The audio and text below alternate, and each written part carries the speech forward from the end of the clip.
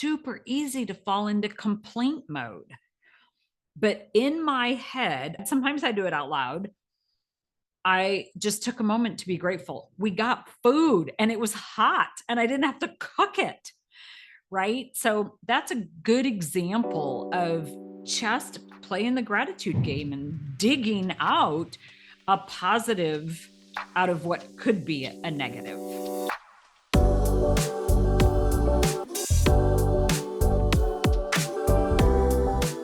Kim Butler, welcome to the Book Thinkers Life-Changing Books podcast. When I go back to the beginning of my personal development journey, I started with Rich Dad, Poor Dad by Robert Kiyosaki, and I noticed in the back of the book that he's endorsed your work before.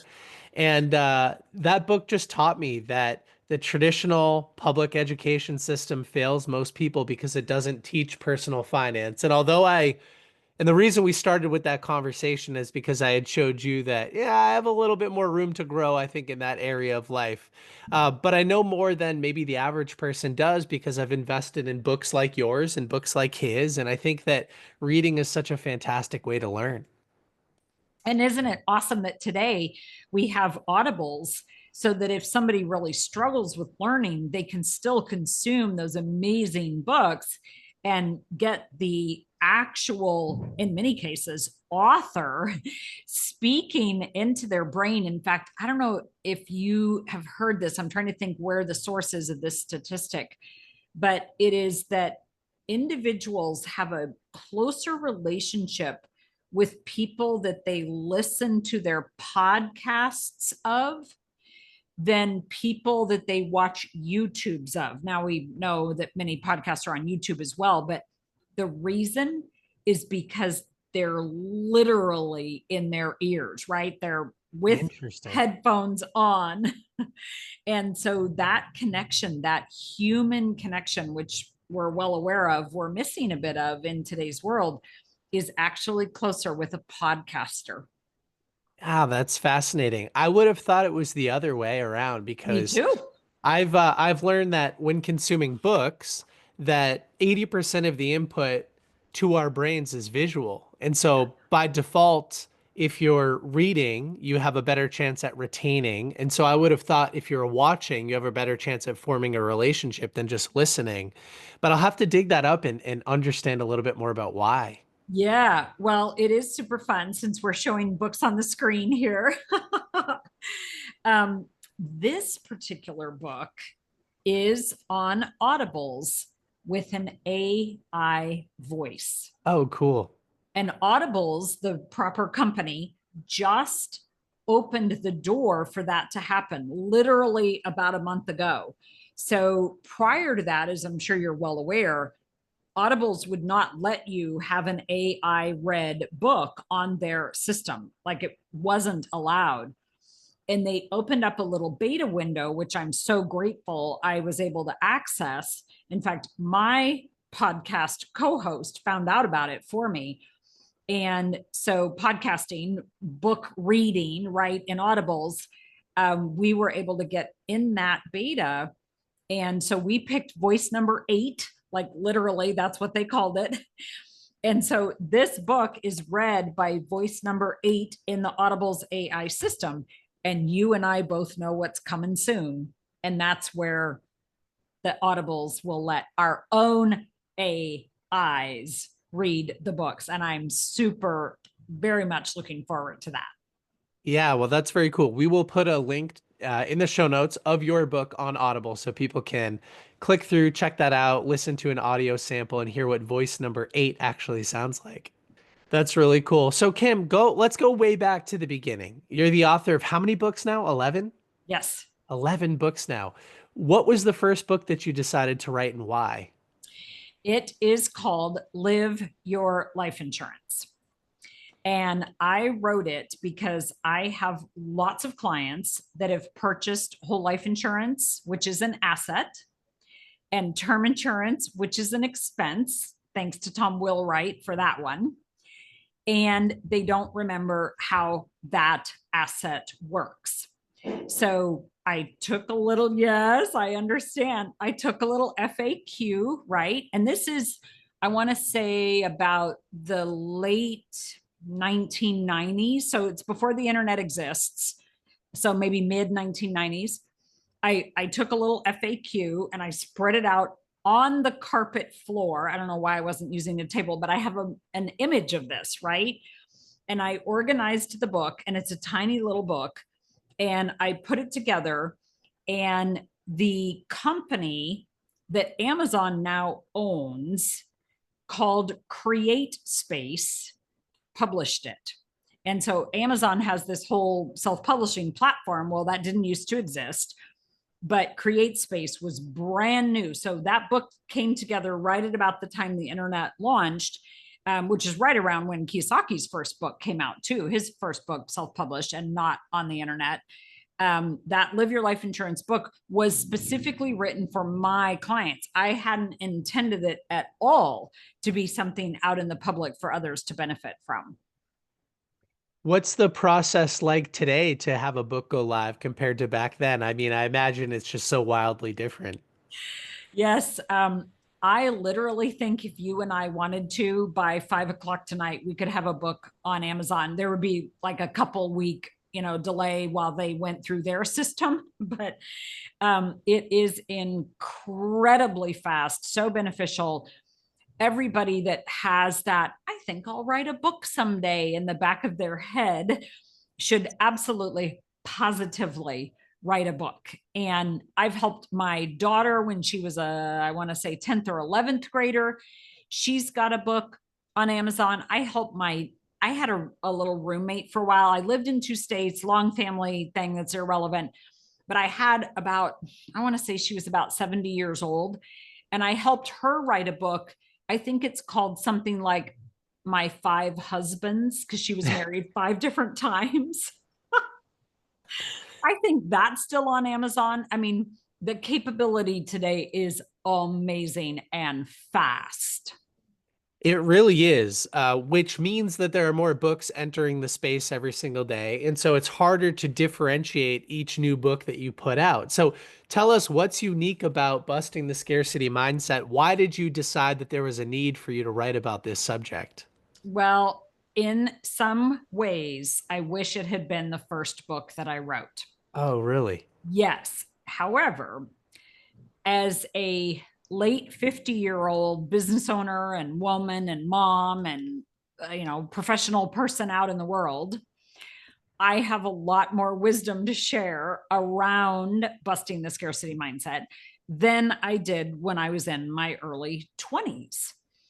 Nevertheless, there are some things in my 20s that I adopted as mantras. I don't even know why, I just did, that enabled me throughout all of my professional life to bust the scarcity mindset. And so it's unique to me to think about, well, it could have been at the beginning, but it's sort of at the end. Of course, it's never the end, right? Not until the day we die. But it's at the end of a period of time of writing books. And I'm so grateful for my co-author, Kristen Huggins. She was very helpful in this space, and she's on the younger side. But the wisdom that comes from living a life on earth for 50 plus years is, I think, more valuable than a 20-year-old writing about, well, this sounds like a good theory, but does it really work? If you were to have to guess, just totally guesstimate, what percentage of the American population deals with a scarcity mindset, what do you think that answer is? It's 100%, without a doubt. Because even me, with all the knowledge that I have, absolutely, positively still deal with that from time to time. And it's a daily, possibly even hourly thing, right? I mean, just the other day, I was struggling with that scarcity mindset, monkey on your shoulder, whatever you want to call it, about one specific issue. And I had to pick this book up and put it to use.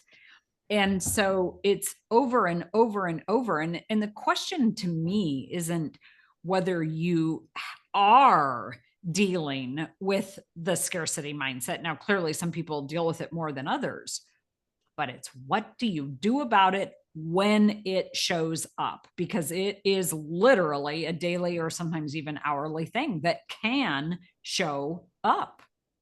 Well, I will jump into the natural follow-up question to that, which is what the heck do we do when it shows up? But first, I want to commend you on your vulnerability and for sharing that you still deal with scarcity on a regular basis, even an hourly basis, because I think a lot of people would look at you, Kim, the author of 11 books, a successful business owner, a professional personality, and say she has it all together. And you're saying that's not the case. You're saying I use the book that I wrote as an accountability partner to hold myself to a higher standard. And I think that's really cool. Thank you. So tell us, what do you do when the scarcity creeps in? And I know there are a lot of things that you could do, but what comes to mind first? What's always your first go-to solution? Absolutely. So for me, prayer is a very immediate go to space. And I focus on my prayer being praise, not plead. So, yes, I do love words that start with a P: prosperity thinkers, prosperity parents, prayer, pleading. Nevertheless, I think so much of us, and this is not a religious commentary, it's more of a spiritual commentary. We look at prayer as a space to plead. And I don't. I look at it as a space to praise and be positive. There's another P word. So the way that I go about doing that is I play the gratitude game. And I have learned that the more specific I can make my gratitude, the better. And then if I can up level it a notch, it's even better. So do we have time for a quick example? Oh yeah, of course. Okay. By the way, gratitude, I have 3 or 4 different gratitude tattoos. It's my obsession. So you're talking to the right person about this. I love it. It's so important and it is so easy to not have it, right? So to me, one of the opposites of gratitude is complaining. And our society is skilled at complaining. So I work hard to do the opposite, to be grateful, to dig. Sometimes it takes real work to find that one specific gratitude thing that I can. So I'll maybe share a couple stories, but a real fun one, because I talked about up leveling the gratitude. So a real fun one that's easy and I think a lot of people can relate to is animals, right? Like our dog, our cat, whatever. We have alpacas also, so they're kind of fun. So I can be grateful for the dog, right? The dog brings joy. The dog is soft to pet, right?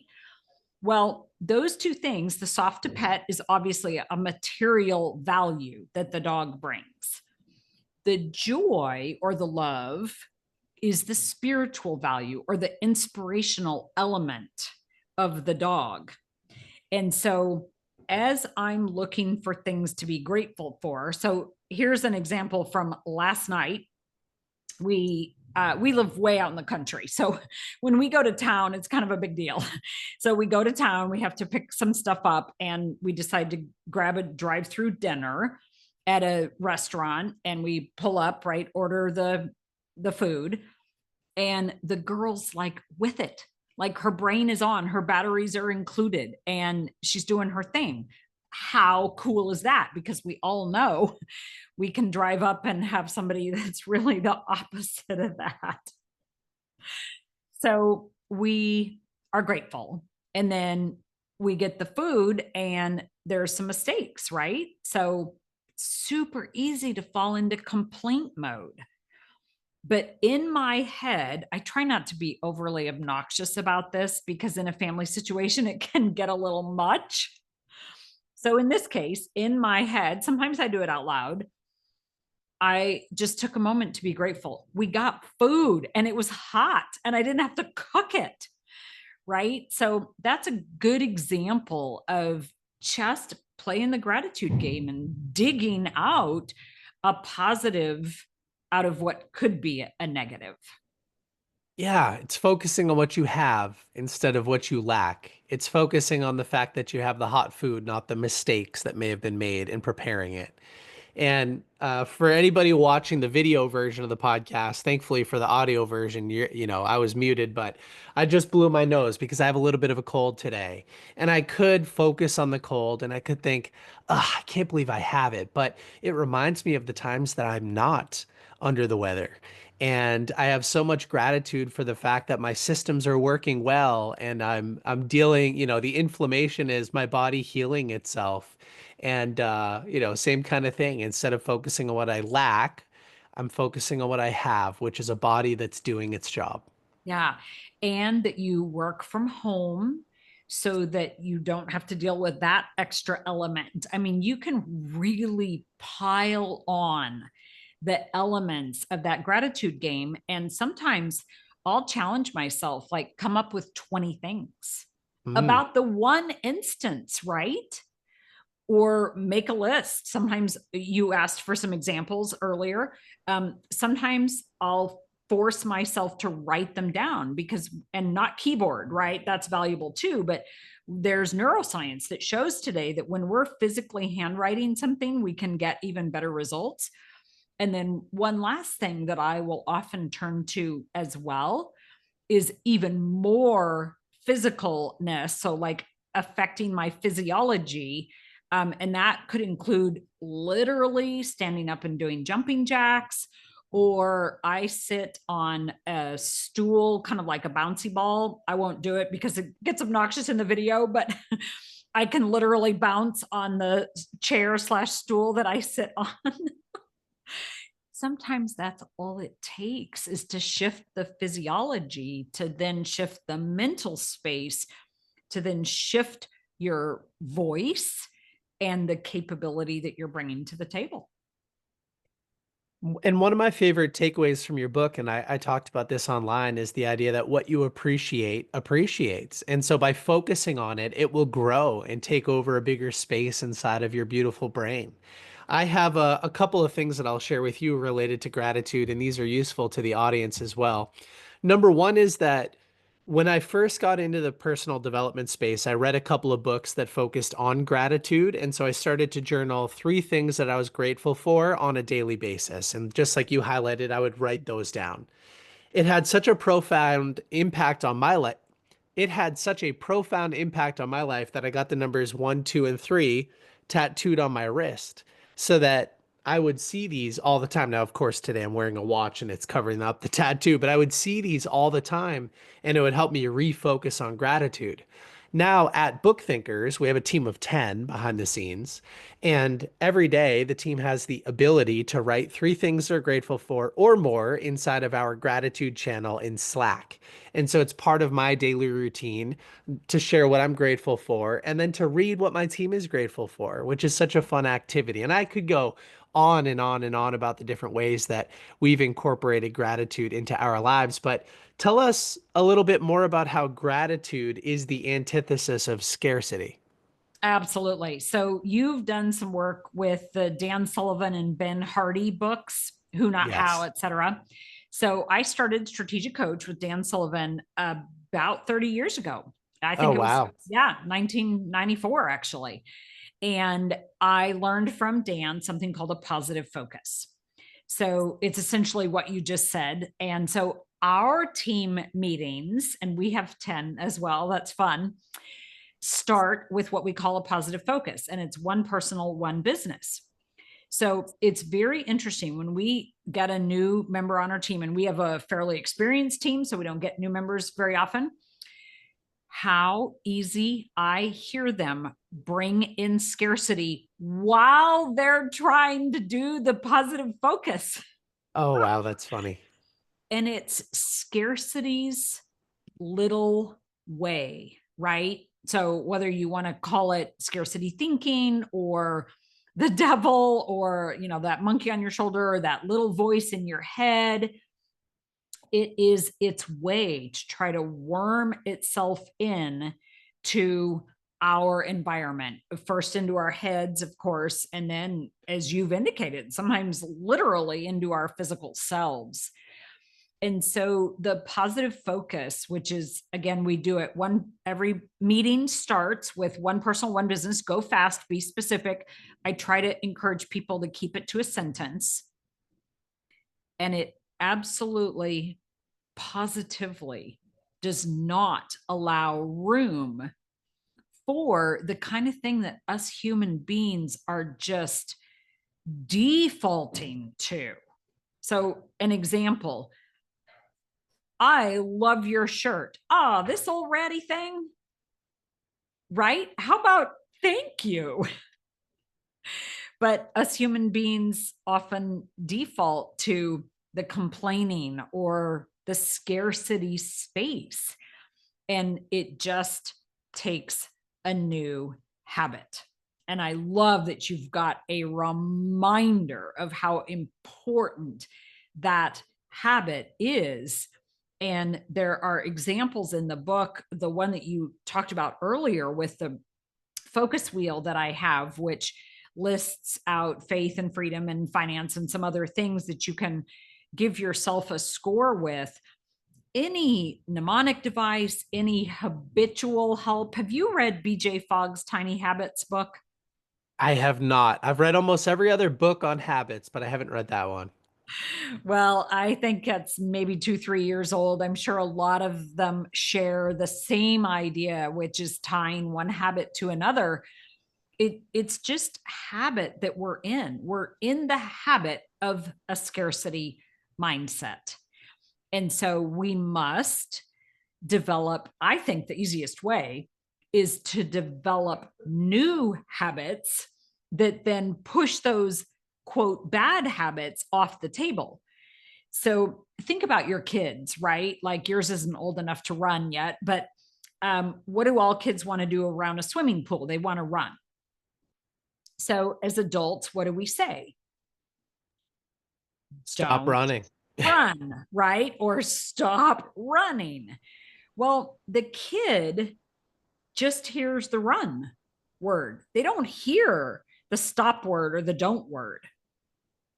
So instead, what could we say? Walk, right? So that's a habit thing. You just change your language around. And what's fun is if you start to catch yourself on this, and I'm still guilty of it, I catch myself on my own podcasts saying things like, don't forget. Well, that's basically a double negative. Why don't I just say, remember? So that's a whole nother element of a game. And if we look at it as a game, it will be so much more fun. So to kind of wrap a paper around this particular part of our conversation, fill your space with the good habits that you want. And that is what lets you bust the scarcity mindset. It's the same thing that you brought up earlier. The appreciate is what you appreciate. And so this is a lifelong endeavor that we literally get to work on every single day. I love that. Everybody should go back and listen to that again, Kim. So thank you. And I love that you've been in strategic coach now for 30 years. I just wrapped up year number 1. I'm headed into year number 2. I find so much value in Dan's program. So we have that in common. Filling your space with positive habits and positive language. You do mention briefly in the book positive affirmations. So talk to us a little bit about how you use affirmations and how they reinforce what we just talked about. Well, there is a definition of Father, Mother, God. So those are the terms I'm going to use. Your listeners can use all kinds of different terms. Could be nature, could be Mother You, could be, fill in the blank, right? But there's a definition of Father, Mother, God for me that says I am. The definition of Father, Mother, God is I am.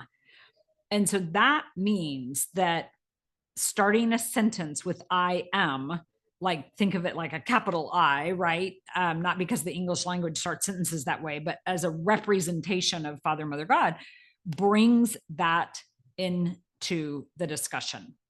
And as it says in the Bible, in the first part of Genesis, not chapter 2, where it brings in all that scarcity stuff, but in the first part, that I was made in Father, Mother, God's image and likeness.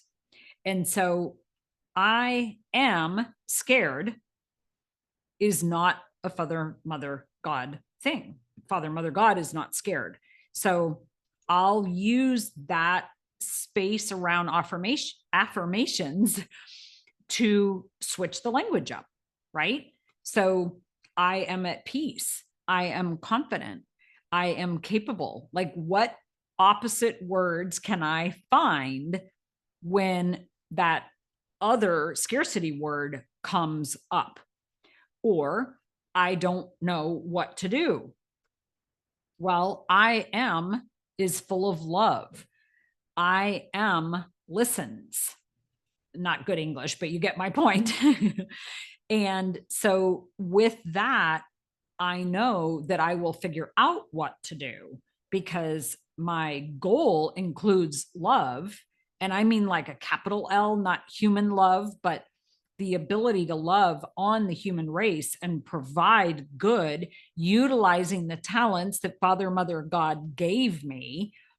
And that's one of the reasons that I think we so desperately need to retire the word retirement, because we were put on this earth to serve and we were all given talents.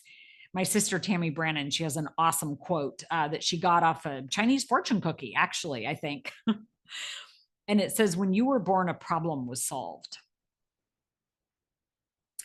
I don't know if I have that quote in the book, but it sure belongs, right? Which is the beauty of doing podcasts and blogs, because we get to kind of add to it. So I'll use those words around affirmations. If the scarcity thinking is coming in my head, I will literally just apply the opposite word and put I am in front of it. And therein lies what many people will say is a beautiful recipe for an affirmation. I think that is beautiful. Your language, Kim, reminds me of Napoleon Hill's Outwitting the Devil. And you mentioned earlier scarcity. Maybe you could use the word devil, devil on your shoulder. I think that you're right in that 100% of people drift. 100% of people allow that devil to have more of a voice than it should. And what you're saying with Father, Mother, God, that the love, the positivity, the good versus evil, is the opposite. And so identify the scarcity, name the opposite, and now you have your affirmation. I am the opposite of that devil on the shoulder. So that's a really fun way of thinking about it. Thank you. Yeah. Kim, we're already, geez, over a half an hour into our conversation, I think. And this has been an amazing conversation so far. What else can people learn from your book? Who is the target reader for this book? Well, the joy of writing Busting the Scarcity Mindset is that the reader space is so wide. So all of my other books deal with a very specific financial topic. Maybe it's life insurance, maybe it's mortgages, maybe it's retirement plans, maybe it's budgeting, which doesn't work. Don't do that. Maybe it's college planning, fill in the blank, right? They're all very specific to a American financial topic. And consequently, the Busting Retirement Lies is going to be more for people that are interested in learning about that space. The Busting the Life Insurance Lies is going to be more appropriate for people in that space. Busting the Scarcity Mindset, I'm going to go with 3 years old to 103. And the reason, I know marketing people tell us you got to have a narrow audience, riches in the niches and all that. Yeah, I get that. And how important it is as elderly people. I see this in my parents and my in-laws. Both of them are in their 80s. Some of them are still working, which I highly recommend, even if it's just part-time. But you would think an 80-year-old that is still got their health enough to work and has finances enough that some people would look at their lives and say they're retired, wouldn't have much to complain about. And yet they've got more scarcity mindset stuff that crops up than you can shake a stick at. Well, go to the other side of that table, right? That 3-year-old is already starting to deal with the greedy gimmies in the grocery store, right? They're already starting to deal with the word no, because that's what happens in a parental household. They have to be told no to keep them safe, etc. And other areas of scarcity, the whole toy trade thing, etc., etc. And so for the scarcity mindset book, now I don't know if we ran it through Word, what grade it would say, what grade level you can read this at. It's probably in the high school space. Nevertheless, if you're a parent, you can apply some of the things to that 3-year-old. And if you're in that close to 103 space, how awesome that you are still learning. Because to me, the day we stop learning is the day that we die. I think that's all very true. And I think there are benefits to reading this book to a 3-year-old in the way that it's written anyway. So we'll get into some parenting stuff in just a moment. So if you are a parent, stick around. But Kim, for those that do want to learn a little bit more about you or grab a copy of the book, where should they go? What should they do? Well, the book is on Amazon. It's on Kindle. It's on Audible's voice number 8, as we talked about. And of course, there's a physical copy that you and I have been waving at the camera here and there. And yes, thank you. Appreciate that very much. So that's the first thing. And as you know, there are extra treats for people that go to the book's website. So bustingscarcitymindset.com has a 52 tips document that is a summary. So like we talked about early in the podcast, there's people that just really don't want to read and they may not feel like they have the time to listen. And I think priorities are always interesting. Nevertheless, if that's how they feel their priorities are, understood. And if they'll go to bustingscarcitymindset.com, they can grab those 52 tips, which then basically gives them one tip for each week to work through their life. So that is a great addition. And then we also did some special things for your listeners. And we have those on a website. I'm sure you'll put all these in the show notes. That is prosperitythinkers.com/book thinkers. Of course, that's how we did it. I had to think, did we use your name or did we use book thinkers? But I believe we probably have it as both, probably /Nick and as /book thinkers. Okay, perfect. Yes, we'll definitely have those in the show notes today. Well, moving on to the last part of our conversation, Kim, something that we talked about before we pressed record was prosperity parents, because I was telling you I have an 8-month-old baby and we try to treat him like an adult as much as we can. And so making sure that he focuses on abundance and I think a little less on scarcity is important to us. So tell us a little bit more about prosperity parents. So prosperityparents.com, a whole nother website.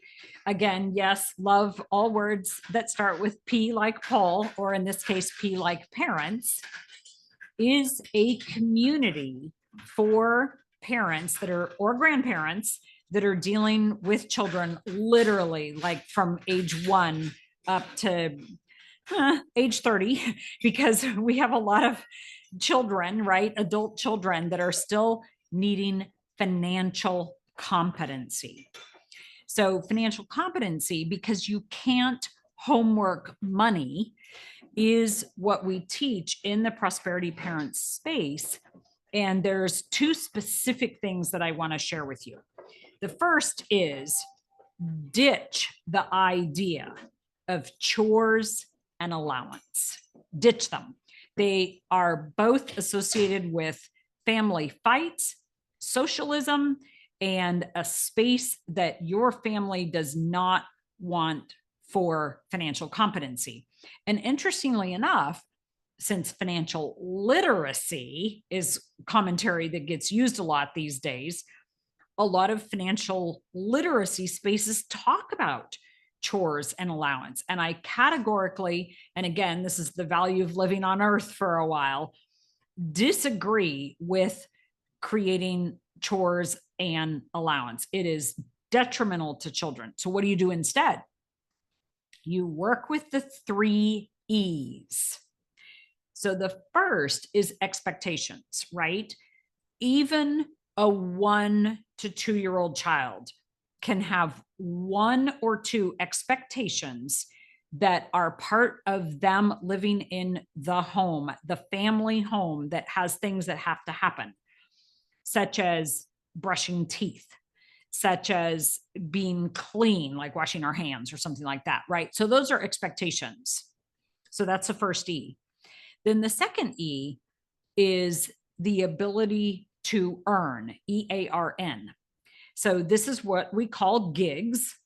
And expectations are the base level, things that they don't get paid for, things that they do in the home because they're a part of the family. Earnings, or extra pay, if you will, if that's an easier E to remember, are what are created when extra things are done.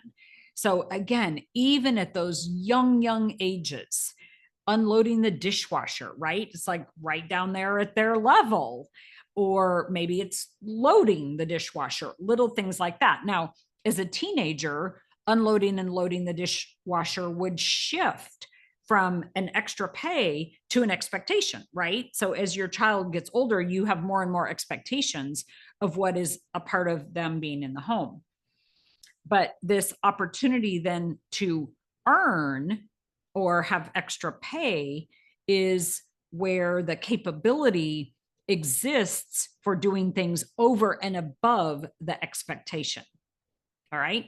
And then the third E, I'm going to keep a secret. You have to go to prosperityparents.com. There's a free community, and there's also paid for courses that anybody can join. And we have people all over the country that are driving financial competency with their families. Sometimes it's the children, sometimes it's the grandchildren, to get better results in a way that enable them to have the kind of conversation that you and I had at the beginning of this call, where we're talking about money in a healthy space. And this Prosperity Parents community enables the work around material things, right? We're human beings. We want clothes, we want toys, etc. But also around the spiritual and the emotional value that we want our little humans to be creating. And it works at all ages. It's a ton of fun to work within this space. And we're hearing such good results from families that say, you know what? Before, we had chaos in our house, and every Saturday to get the chores done, right, was a nightmare. And after, there's peace and there's prosperity, because the prosperity parents can learn how to cut the cost of raising a child in half. It's about $200,000, not including college. And of course, it depends where you live and your lifestyle and all that. But, you know, our children are investments, but there's still monetary things around there. And within the Prosperity Parents community, because of the value that their children create at age appropriate levels, they're able to go out in the community and earn that extra pay. So we have lots of fun in this space. Yeah, it sounds like it. Everything you just said makes total sense to me. And maybe we'll title the podcast "Chores Are Socialist" or something like that. Yes. Which I mean, listen, I love your line of thinking, and I think everything you said makes a ton of sense to me. I've never liked the idea that you should force your kids to do things that they don't enjoy. It should be an expectation as part of living in the house. I love the opportunity to earn. What are your thoughts around paying your children to read personal development books? It's a great question. So again, have some expectations at their level that they read one, or, have family reading time where everybody reads and they don't get paid for that. But if they'll do a book report, then they get extra pay. Yeah, I like that. Or if they'll do a presentation to the family. Like if their superpower is talking, right? Let them do the book report that way. It doesn't have to be in the form of a written out paper, or, again, age appropriate. Maybe it's drawing. They draw a summary of the book. So you can always have the expectation, and then there's extra that earns the extra pay. You have a beautiful way of describing things, and that makes total sense to me. So I'll be checking out the community. To wrap up, Kim, thank you so much for your time today. It was a pleasure talking about busting the scarcity mindset and also about everything else that we covered. I think our audience would have so much more to learn from you. So we'll put a link to your Amazon profile so everybody could check out the other books that you've written in case there's something more niche that also applies to them. But one more time, thank you so much. I appreciate you. Thank you for spending time with me today and sharing so much incredible value. Thank you, Nick. It's been a joy.